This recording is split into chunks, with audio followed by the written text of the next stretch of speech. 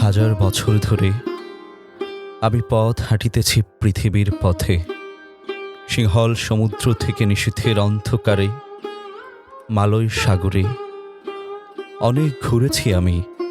বিম্বিসার অশোকের ধূসর জগতে সেখানে ছিলাম আমি।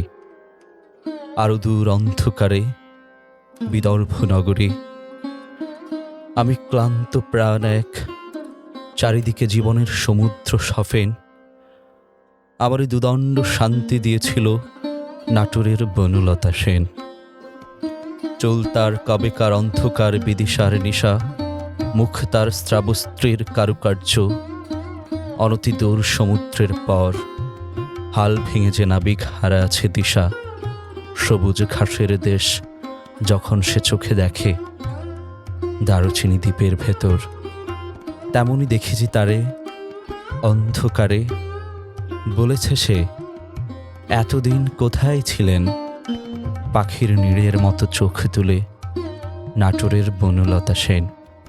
সমস্ত দিনের শেষে শিশিরের শব্দের মতন সন্ধ্যা আসে, টানার রৌদ্রের গন্ধ মুছে ফেলে চিল।